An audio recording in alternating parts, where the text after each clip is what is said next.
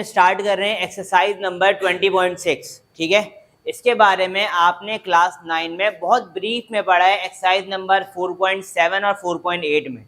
ठीक है, लेकिन हम दोबारा इसके बारे में डिस्कस करेंगे क्योंकि वहाँ पर कुछ चीज़ें मिसिंग थी जो यहाँ पर होंगी। ठीक है, हमेशा आपके पास एक चीज़ लिखी हुई है, find the remaining 2 roots of cubic equation. Cubic equation का मतलब क्या है? एक ऐसी इक्वेशन जिसमें हाईएस्ट पावर आपके पास 3 होगी। स्क्वायर इक्वेशन या क्वाड्रेटिक इक्वेशन जिसमें हाईएस्ट पावर आपके पास 2 होती थी। ठीक है, आपको पता है कि आप क्वाड्रेटिक इक्वेशन को या तो कंप्लीटिंग स्क्वायर से सॉल्व करते थे, या फैक्टराइजेशन मेथड से सॉल्व करते थे, या क्वाड्रेटिक फॉर्मूले से सॉल्व करते थे। लेकिन ये कब होता था? जब आपके पास हाईएस्ट पावर वहां पर क्या होती थी? स्क्वायर होती थी। जबकि यहाँ पर आपके पास हाईएस्ट पावर क्या है बेटा? क्यूब है। तो जब भी आपके पास पावर मोर देन 2 हो जाए, यानी कि 3, 4 या 5, तो हम हमेशा उसको रिड्यूस करने के लिए सिंथेटिक डिवीजन का सहारा लेते हैं। अगर आपके पास पावर 4 हो जाती है, लेट सपोज, तो आपने अभी कुछ बल्कि क्लास 9 में आपने ये बात पढ़ी थी कि जब भी आपके पास पावर 4 होती तो आप लेट कर लेते थे उसको, जिसको हम डबल ऑफ क्वाड्रेटिक इक्वेशन कहते थे। 8.3 केस 1 था वहां पर। उसकी बात हम बाद में करेंगे कभी। अभी हम पहले लेक्चर देख लेते हैं। जब भी आपके पास पावर मोर देन 2 होती है तो हम उसको सॉल्व करने के लिए सिंथेटिक डिवीजन का सहारा लेते हैं। आपने सिंथेटिक डिवीजन के बारे में क्लास 9 एक्सरसाइज नंबर 4.7 और 4.8 में बहुत ब्रीफ में पढ़ा है। ठीक है, दोबारा हम एक बार देख लेते हैं। सिंथेटिक डिवीजन क्या होता है? डिवीजन का एक ऐसा मेथड होता है जहां पर हम कोफिशिएंट्स के साथ डील करते हैं। कोफिशिएंट मतलब यहाँ पर एक्स क्यूब के साथ क्या लिखा हुआ बेटा? 2। यहाँ एक्स स्क्वायर के साथ कुछ भी नहीं है तो मतलब 1। कौन सा 1 लिखा हुआ है? -1। यहाँ एक्स के साथ क्या लिखा हुआ बेटा? -2। और यहाँ पर एक्स की पावर 0 के साथ लिखा हुआ है 1। ठीक है बेटा, हमने ये बात कर ली कि आपके पास जब भी पावर मोर देन 2 होता है तो हम उसको किसके जरिए सॉल्व करते हैं? सिंथेटिक डिवीजन के जरिए। अब आपको पता है कि डिवीजन करने के लिए आपके पास टोटल 2 एलिमेंट होने चाहिए, एक जिसको डिवाइड होना है और दूसरा जिससे डिवाइड होना है। तो यहाँ पर भी आपके पास 2 एलिमेंट मौजूद हैं। ये जिससे डिवाइड होना है वो यहाँ पर क्या है बेटा? वैल्यू गिवन है आपको, जिसको हम मल्टीप्लायर कहते थे क्लास 9 में। तो ये आपको यहाँ पर गिवन है, तो हम डायरेक्टली सिंप्लीफाई करते हैं। क्योंकि पावर क्यूब है तो हमें इसको सॉल्व करने के लिए सिंथेटिक डिवीजन करना है ताकि हमारा पावर स्क्वायर में आ जाए। और आपको पता है जब भी आपका पावर स्क्वायर हो जाती है तो सॉल्व करने के मल्टीपल एरियाज आपके पास आ जाते हैं। मतलब आप क्वाड्रेटिक फॉर्मूला भी लगा सकते हैं, फैक्टराइजेशन मेथड जिसको आप मिडिल टर्म ब्रेक भी कहते हैं आसान अल्फाज में, या आप कंप्लीटिंग स्क्वायर भी कर सकते हैं। लेकिन हम कंप्लीटिंग स्क्वायर को प्रेफरेंस नहीं देते क्योंकि वो एक क्वाड्रेटिक फॉर्मूले की डेरिवेशन है जो कि बहुत लेंथी प्रोसेस हो जाता है। ठीक है भाई, तो हम स्टार्ट करते हैं। पहले इस पावर क्यूब को हम पावर स्क्वायर में लेकर आते हैं। तो डायरेक्टली हम स्टार्ट करते हैं। यहाँ पर x इक्वल टू क्या लिखा हुआ? 1। और दूसरा आपके पास जो इक्वेशन लिखा हुआ है ये है एक पॉलिनोमियल इक्वेशन। इसके बारे में आप क्लास 9 चैप्टर नंबर 3 में बहुत ब्रीफ में पढ़ा है आपने। पॉलिनोमियल इक्वेशन क्या होती है? एक सेंटेंस होती है, मतलब जो आपके पास होल नंबर में पावर आपके पास होते हैं, मतलब 3, 2, 1 पॉजिटिव होते हैं। नेगेटिव पावर होगी तो वो रैशनल होता है, और अगर रेडिकल हो जाए मतलब रूट आ जाए तो वो इररेशनल होता है। इसके बारे में आपने वहां पर भी पढ़ा है। ठीक है, हम थोड़ा थोड़ा ओवरव्यू भी लेते रहेंगे ताकि आपको हम लिंक कर सकें। ठीक है, तो यहाँ पर पॉलिनोमियल इक्वेशन है वो क्या है बेटा? 2x क्यूब माइनस का x स्क्वायर माइनस का 2x प्लस का 1 इक्वल टू 0। सही है भाई। सिंथेटिक डिवीजन में आपके पास मैंने क्या बात की? एक चीज, सबसे पहली चीज कि हम हमेशा किसके साथ डील करते हैं? कोएफिशिएंट्स के साथ। और वो जो कोएफिशिएंट्स हैं वो बिल्कुल तरतीब में होने चाहिए। मतलब पावर क्यूब के बाद क्या आना चाहिए बेटा? पावर स्क्वायर, उसके बाद पावर 1, उसके बाद पावर 0। क्योंकि कोई भी पावर नहीं है मतलब x की power 0 which is equal to 1। इस सवाल में तो ये चीज फुलफिल हो रही है, लेकिन यहाँ नहीं हो रही, सिर्फ इस वजह से मैंने लिखा ये सवाल। पावर क्यूब के बाद क्या आना चाहिए था? पावर स्क्वायर, जो कि यहाँ पर नहीं है। तो मतलब पावर स्क्वायर के साथ कोएफिशिएंट क्या लगा होगा? 0 होगा। मेरी बात समझ में आ रही है आपको? हम उसको देखेंगे अभी। तो हम यहाँ पर क्या करते हैं भाई? बाय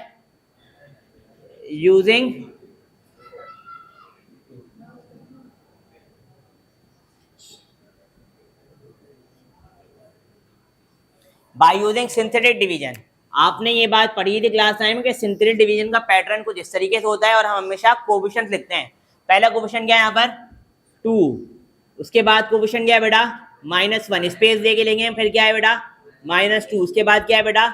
1। ठीक है बेटा, और एक चीज है मल्टीप्लायर, वो क्या है यहाँ पर 1। हमने ये बात पढ़ी थी कि जो भी पहला नंबर है, क्योंकि वो लीडिंग कोएफिशिएंट है, हाईएस्ट पावर, जिस तरह घर के बड़े को एक फोकियत मिलती है ना कि वो थोड़ा सा बच जाता है, उसी तरह जो बड़ा होगा वो बच जाएगा, वो डायरेक्टली आ जाएगा लाइन के नीचे।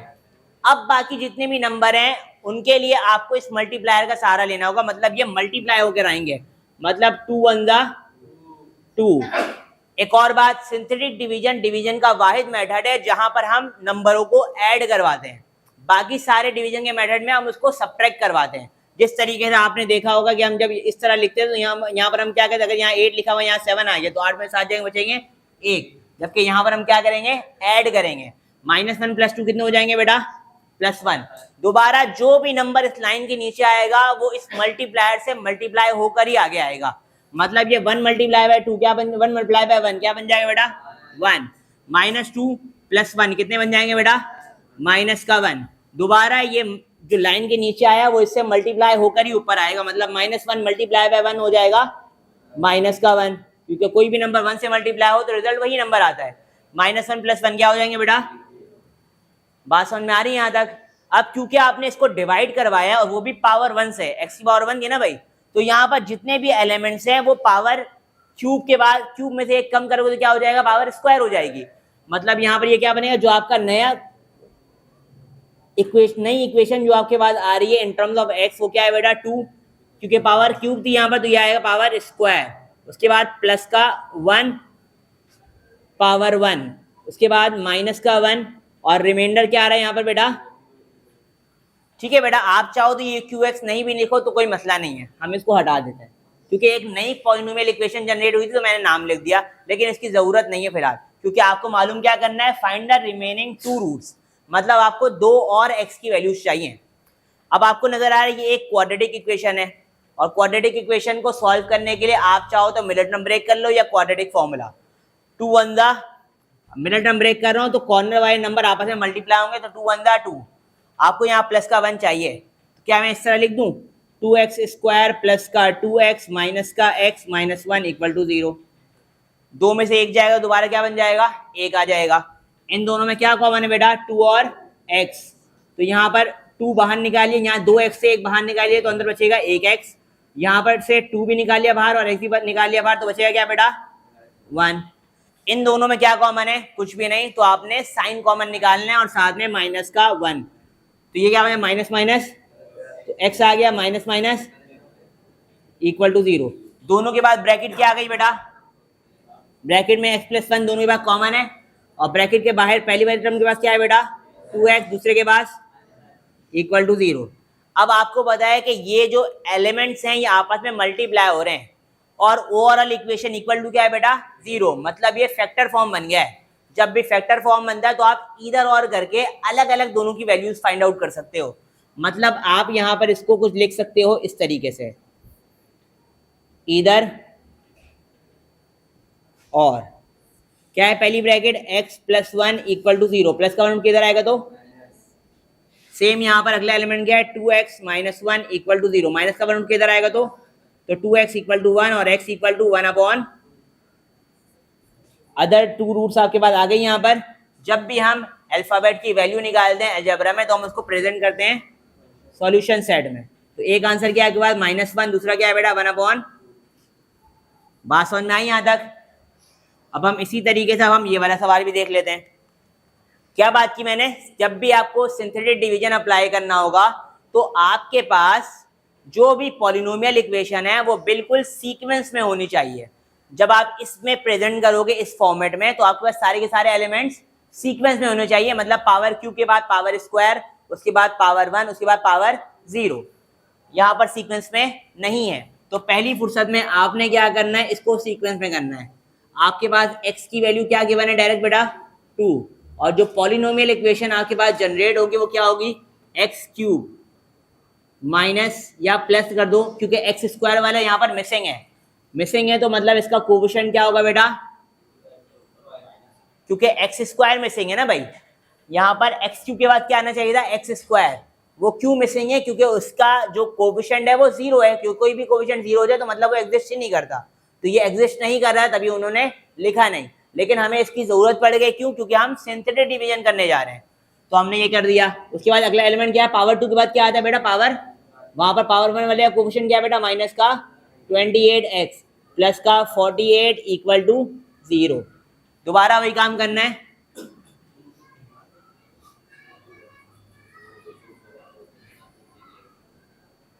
मेरी बात समझ में आ रही बेटा आपको? जब भी हम सिंथेटिक डिवीजन करेंगे तो हमारे पास जो इक्वेशन है डिवाइड होने वाली वो बिल्कुल सीक्वेंस में होनी चाहिए। मतलब पावर क्यूब के बाद क्या आना चाहिए बेटा? पावर स्क्वायर, उसके बाद पावर 1, उसके बाद कांस्टेंट नंबर। लेकिन यहाँ पावर क्यूब के बाद क्या आ रहा था बेटा? पावर 1 आ रही थी, पावर स्क्वायर मिसिंग था। मिसिंग है तो इसका मतलब क्या? उसका कोएफिशिएंट क्या है बेटा? आप प्लस का 0 लिखो या माइनस का 0 लिखो, सेहत पे कोई फर्क नहीं पड़ता। आप खाली हो तो मतलब खाली हो, पॉजिटिव खाली हो नेगेटिव खाली हो, इससे कोई सरोकार नहीं है आपको। तो तभी हमने प्लस का 0 लिखा, बेहतर है कि प्लस 0 लिखें, ठीक है भाई? क्योंकि 0 एक न्यूट्रल नंबर है तो नेगेटिव साइन लिखना जरूरी नहीं है। तो हम यहाँ पर अब दोबारा फॉर्मेट लिख रहे हैं। यहाँ पर वो क्या है बेटा? इस तरीके से हम लिखते हैं। पहला कोएफिशिएंट क्या है बेटा? यहाँ पर 1, दूसरा कोएफिशिएंट क्या है? तीसरा क्या है? चौथा क्या है? 48, सही है बेटा। और मल्टीप्लायर क्या है आपके पास?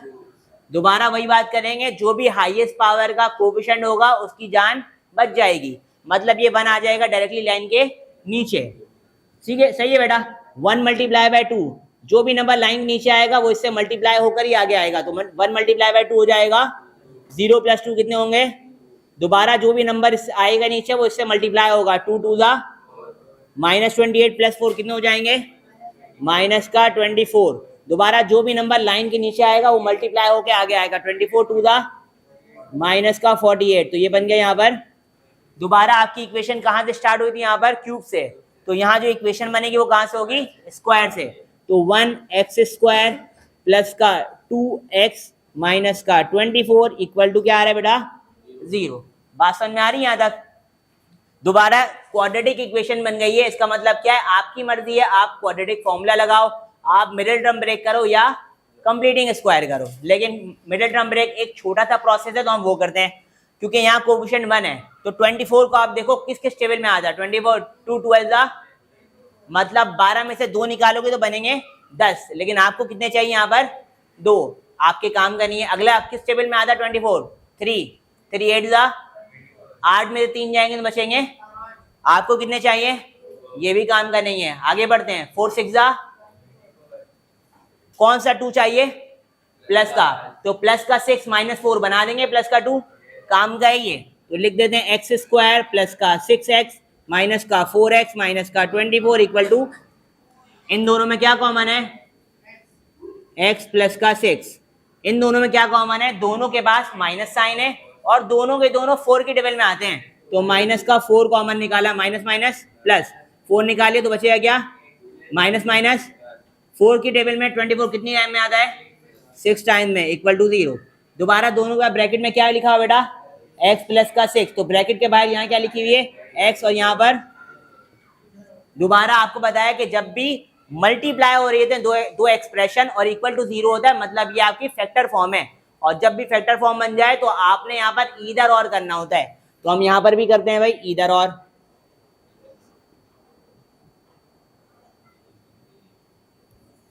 सही है बेटा। तो पहली वाली ब्रैकेट क्या लिखी हुई है आपके पास? x प्लस का 6 इक्वल टू 0। तो x प्लस का 6 इक्वल टू 0, प्लस का 0 किधर आएगा? तो ठीक है बेटा। अगला एलिमेंट क्या है यहाँ पर? x माइनस का। ब्रैकेट लगाना जरूरी नहीं है, ठीक है, लेकिन हमने पहली बार लगा दिया तो कोई मसला नहीं है। -4 उठ के इधर आएगा तो x इक्वल टू क्या हो जाएगा? जो आपको रिमेनिंग 2 रूट्स चाहिए थे वो आ गए आपके पास। और हमने दोबारा वही बात करनी है, जब भी हम अलजेब्रा में हो किसी वेरिएबल की वैल्यू निकाल रहे हो तो हम उसको प्रेजेंट करते हैं सॉल्यूशन सेट में। तो सॉल्यूशन सेट x की वैल्यू यहाँ पर क्या है बेटा? -6। और यहाँ पर अगर कोई सवाल है तो बताओ बेटा। अभी हमने इंट्रोडक्शन में ये बात कही थी कि जब भी पावर मोर देन 2 हो जाए तो आप वहां पर सिंथेटिक डिवीजन ही इस्तेमाल करेंगे। आपके कोर्स में सिर्फ वही है। तो दोबारा आपके पास देखो पावर मोर देन 2 है, मतलब पहले वाले सवाल में आपके पास 3 था और यहाँ पर है 4। पावर 4 वाली इक्वेशन को कहते हैं बाई क्वाड्रेटिक। बाई क्वाड्रेटिक क्यों कहते हैं? क्योंकि ये इक्वेशन डबल ऑफ क्वाड्रेटिक होती है। मतलब x² क्वाड्रेटिक में ये पावर x² होती है, बाई क्वाड्रेटिक मतलब डबल हो गई तो x की पावर यहाँ पर क्या होगी 4 होगी। बात समझ में आ रही है?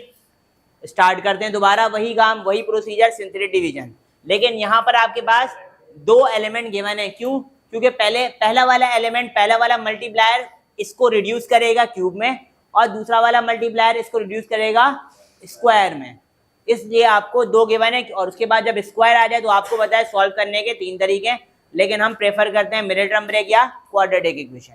बात समझ में आ रही है यहाँ तक? तो आपके पास यहाँ पर मल्टीप्लायर गिवन है x equal to 1 and minus का 1/2, ठीक है। और पॉलिनोमियल इक्वेशन आपके पास अभी जो गिवन है वो क्या है 12x4 माइनस का 8x³ माइनस का 7x² प्लस का 2x प्लस का 1 इक्वल टू 0। सही है बेटा? अब आपकी मर्जी है, आप पहले स्टेप में किसी भी एक मल्टीप्लायर को यूज कर सकते हैं, आपकी मर्जी है, ठीक है। लेकिन दूसरे स्टेप में आप वही वाला यूज करोगे जिसको आपने पहली बार यूज नहीं किया। मेरी बात समझ में आ रही है? अगर आपने पहली बार पहली बार आपको अपॉर्चुनिटी आप 1 को यूज करो या -1/2 को, लेकिन जिसको आपने पहली बार यूज कर लिया उसको आप दूसरे अटेम्प्ट में नहीं यूज करोगे, जो बचा हुआ है वो यूज करना है। बात समझ में आ रही बेटा? तो हम यहाँ पर लिखते हैं बाय यूजिंग सिंथेटिक डिवीजन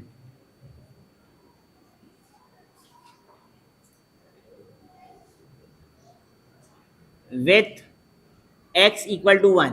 सही है बेटा? मतलब मैं मल्टीप्लायर अभी कौन सा यूज कर रहा हूं, पहले लिखा हुआ तो मैं पहला वाला ही यूज कर रहा हूं, ठीक है। तो यहाँ पर ये फॉर्मेट बनाया हमने। अब यहाँ पर आपके पास क्या है बेटा, पहले वाले x4 का कोएफिशिएंट क्या है 12, x³ का क्या है बेटा -8, x² का क्या है माइनस का 7, x का क्या है बेटा और अगली बार 1, ठीक है बेटा। माइनस साइन को लिखना जरूरी है, प्लस को लिखना जरूरी नहीं है, क्योंकि हम स्पेस दे रहे हैं तो मतलब आगे कोई साइन नहीं है तो पॉजिटिव साइन छुपा हुआ है। मल्टीप्लायर हमने कौन सा यूज किया बेटा 1। दोबारा वही बात, जो पहला एलिमेंट होगा उसकी जान बच जाएगी, वो डायरेक्टली आ जाएगा लाइन के नीचे, तो ये आ गया नीचे। सही है बेटा? 12 1 12 -8 प्लस 12 कितने बचेंगे प्लस का 4, क्योंकि 12 के पास पॉजिटिव साइन है और 12 बड़ा है तो बड़ा साइन आ गया। 4 1 -7 प्लस 4 कितने बचेंगे माइनस का 3, -3 मल्टीप्लाई बाय 1 तो बन जाएगा माइनस का +2 -3 माइनस का 1, -1 मल्टीप्लाई बाय 1 तो बन जाएगा -1, -1 प्लस 1 कितने हो जाएंगे, हमेशा ये चीज 0 होनी चाहिए, ठीक है भाई। पावर 4 को आपने रिड्यूस कर दिया पावर क्यूब में, तो मतलब ये बनेगा 12x³ प्लस का 4x² माइनस का 3x माइनस 1 इक्वल टू, अब आपने ये बन गया आपका क्वेश्चन नंबर अब 1, जहां पर आपके पास क्यूबिक इक्वेशन थी।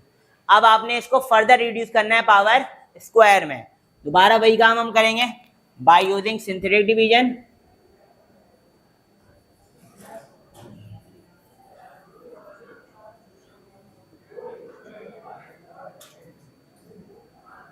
विथ x इक्वल टू क्या बच गया अब हमारे पास माइनस का 1/, सही है बेटा? तो माइनस का 1/2 आ गया यहाँ पर, और आपके पास यहाँ पर अब कोएफिशिएंट क्या है बेटा, पहला क्या है 12, उसके बाद क्या है प्लस का 4, उसके बाद माइनस का 3, उसके बाद माइनस का 1, ठीक है बेटा। 12 + 4 -3 और -1, दोबारा जो पहला नंबर होगा वो आ जाएगा डायरेक्टली नीचे, 12 आ गया नीचे। अब इस 12 को मल्टीप्लाई होना है इससे, ठीक है। मैं यहाँ पर आपके लिए रेफर कर रहा हूँ 12 मल्टीप्लाई बाय माइनस का 1/2, 2 1 2 2 6 प्लस माइनस -6 कितने हो जाएंगे बेटा माइनस का 4 में से 6 जाएंगे, बचेंगे माइनस का, दोबारा जो नंबर यहाँ आएगा उससे मल्टीप्लाई होगा, तो -2 मल्टीप्लाई बाय माइनस का 1/2, 2 1 2 2 1 2 -1 बन जाएंगे प्लस का 1, -3 + 1 कितने बचेंगे बेटा माइनस का 2, दोबारा ये नंबर आके मल्टीप्लाई होगा उससे, तो -2 मल्टीप्लाई बाय माइनस का 1/2, 2 1 2 2 1 2, उसके बाद माइनस माइनस, तो 1 1 -1 + 1 कितने बचेंगे बेटा, दोबारा ये वाला नंबर 0 होना जरूरी है, ये बताएगा कि आपने काम सही किया है। कब? जब आपके पास कोई अल्फाबेट नहीं होगा, अगर अल्फाबेट हुआ तो ये 0 नहीं होने वाला, ठीक है। दोबारा आपने पावर 3 को रिड्यूस कर दिया पावर स्क्वायर में, तो मतलब आप यहाँ लिख सकते हो 12x स्क्वायर माइनस का 2x माइनस का 2 इक्वल टू, दोबारा ये आपकी क्वाड्रेटिक इक्वेशन बन गई, क्योंकि हाईएस्ट पावर स्क्वायर हो और पूरी इक्वेशन इक्वल टू क्या है बेटा? 0। अब आपकी मर्जी है, आप मिडिल टर्म ब्रेक करो या क्वाड्रेटिक फॉर्मूला अप्लाई करो। मिडिल टर्म ब्रेक आसान है तो वो करेंगे, 2 12 24। दोबारा वही प्रीवियस सवाल आ गया यहाँ पर 24, और आपको दरमियान में क्या चाहिए? आपको इस बार -2 चाहिए, पिछली बार +2 चाहिए था, मतलब -6 + 4 बन जाएगा -2। तो मतलब हम लिख सकते हैं 12x स्क्वायर माइनस का 6x प्लस का 4x माइनस का 2 इक्वल टू 0। क्या कॉमन है दोनों में? दोनों के दोनों 6 की टेबल में आते हैं और दोनों के पास x है, तो मतलब 6 और x कॉमन निकाला, 6 2 12, 2x से एक बाहर निकाले तो बचेगा 1x, माइनस एक ही 6 था बाहर निकालिए, एक ही x था बाहर निकालिए तो बचेगा 1। सही है बेटा। इन दोनों में क्या कॉमन है?